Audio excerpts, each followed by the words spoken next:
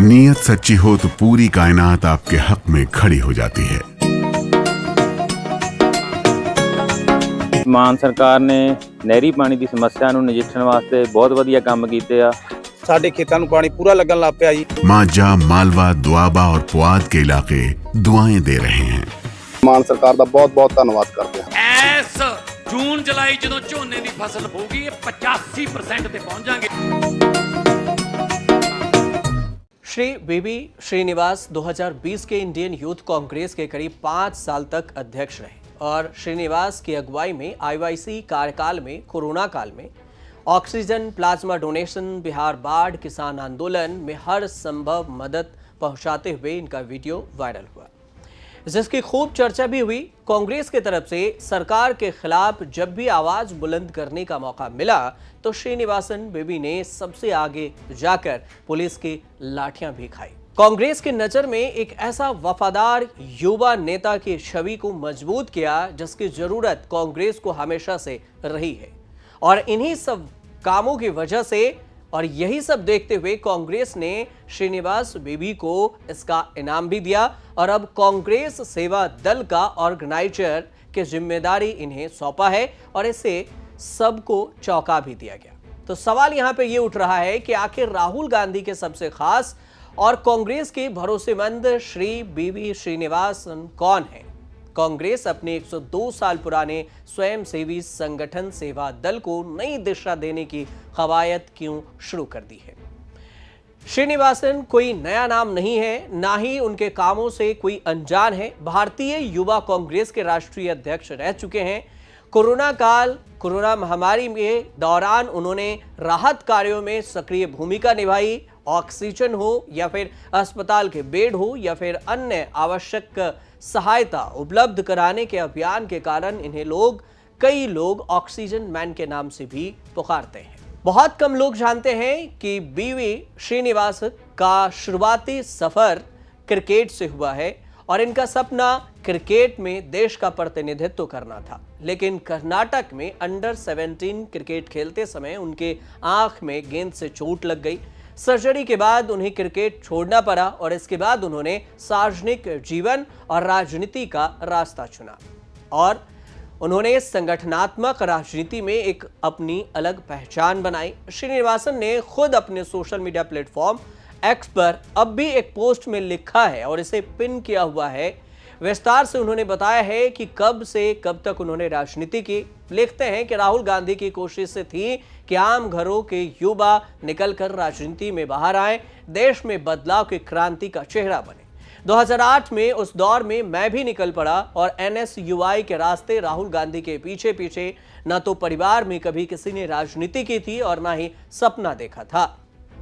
कर्नाटक के छोटे से गांव भद्रावती से आईवाईसी के ब्लॉक अध्यक्ष से कभी विश्व के सबसे बड़े युवा संगठन आईवाईसी का अध्यक्ष बनूंगा, ये एक ख्वाब सा लग रहा है।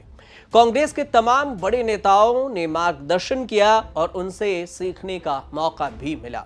लंबा चौड़ा पोस्ट है, श्रीनिवासन ने जो ये लिखा है उसमें 45 साल के श्रीनिवासन बेबी का जन्म 1980 में कर्नाटक के भद्रावती में हुआ और राजनीतिक सफर की शुरुआत NSUI के सदस्य के तौर पर की।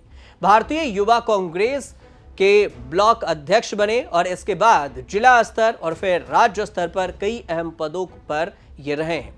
2018 से लेकर लोकसभा चुनाव 2019 तक वह आईवाईसी के वाइस प्रेसिडेंट रहे। जुलाई 2019 में उन्हें आईवाईसी का अंतरिम अध्यक्ष नियुक्त किया गया। 2 दिसंबर 2020 को श्रीनिवासन आईवाईसी के अध्यक्ष बन गए। संगठन में करीब करीब 2 दशक का इनका सफर रहा है और बीवी श्रीनिवासन का सफर कॉलेज अध्यक्ष से शुरू होकर कांग्रेस के राष्ट्रीय सचिव और अब सेवा दल के चीफ ऑर्गेनाइजर तक पहुंचा है।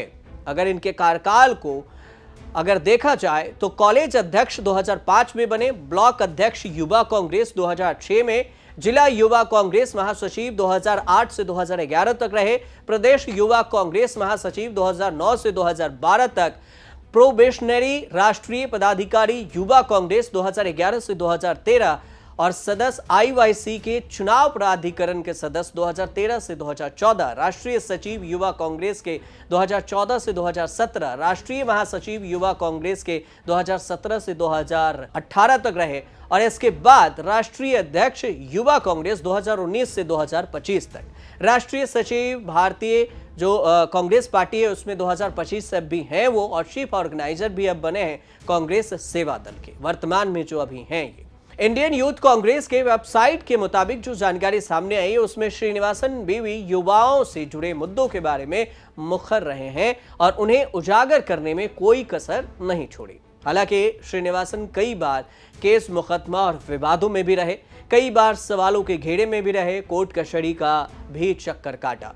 कर्नाटक में हिजाब विवाद को लेकर सुप्रीम कोर्ट तक मामला पहुंचा था। सुप्रीम कोर्ट में हिजाब पर रोक के खिलाफ याचिका इन्होंने दायर की थी। उन्होंने इसे संविधान में मौलिक अधिकार के रूप में धर्म का पालन करने के अधिकार के मुद्दे की तरह उठाया। एक याचिका में इन्होंने कहा था कि यह मौलिक अधिकारों का सीधा उल्लंघन है। धर्म में विश्वास एक बात है, लेकिन धार्मिक कट्टरता एक और दूसरा पहलू है। साल 2023 में गुवाहाटी हाई कोर्ट में श्रीनिवासन के खिलाफ उत्पीड़न का एक केस भी सामने आया।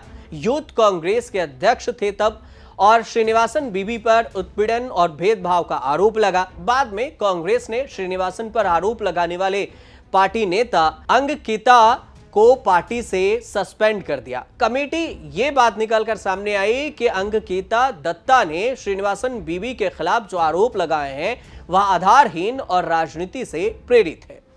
अब अंगकिता दत्ता असम युवा कांग्रेस के अध्यक्ष रह चुकी हैं और वह असम के पूर्व कांग्रेस अध्यक्ष अंजन दत्ता की बेटी भी हैं। यह मामला जब गुवाहाटी हाईकोर्ट में पहुंचा तो श्रीनिवासन को तब इस केस में अग्रिम जमानत देने की याचिका खारिज कर दी गई।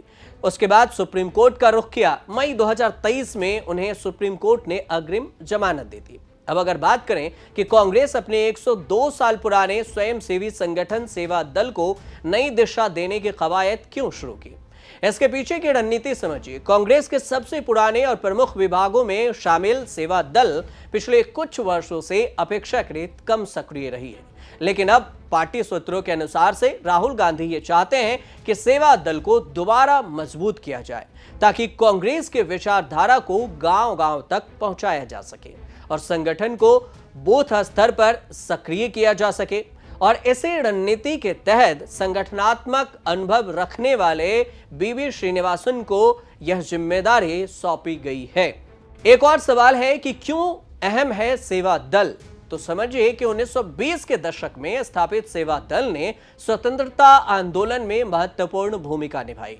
इसके स्वयं सेवकों ने सविनय अवज्ञा आंदोलन और भारत छोड़ो आंदोलन में भी भाग लिया। कांग्रेस के सभाओं और जुलूसों का संचालन किया, अहिंसा के सिद्धांतों के साथ आंदोलन को संगठित किया। अनेक स्वयंसेवक ब्रिटिश शासन के दौरान जेल भी गए। आजादी के बाद सेवा दल कांग्रेस के कैडर निर्माण का एक प्रमुख आधार भी बना। संगठन ने कार्यकर्ताओं को अनुशासन, जनसेवा और नेतृत्व का प्रशिक्षण दिया।